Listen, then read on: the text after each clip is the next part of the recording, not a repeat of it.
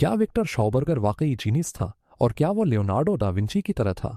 Scientist मुबीन TV में खुश आमदीद। सोचो, एक आदमी जंगल में खड़ा है, दरिया को देख रहा है और कह रहा है पानी सिर्फ बहता नहीं, सोचता भी है।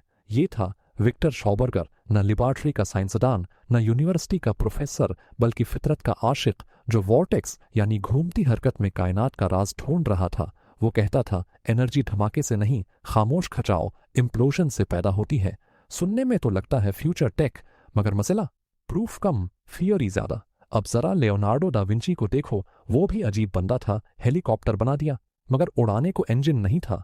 फर्क समझो, दा विंची के आइडिया सही थे, वक्त गलत था। शॉबर्गर के आइडियाज खूबसूरत थे, मगर साइंस अभी कायल नहीं हुई। तो क्या दोनों जीनियस थे? हाँ, मगर एक साबित शुदा ख्वाब देखने वाला था और दूसरा मुशकूक सच बोलने वाला। असल सवाल ये नहीं कि वो सही थे या गलत, असल सवाल ये है, अगर हम फितरत को वाकई समझ लें तो क्या हम मशीनें बनाएंगे या खुद बदल जाएंगे?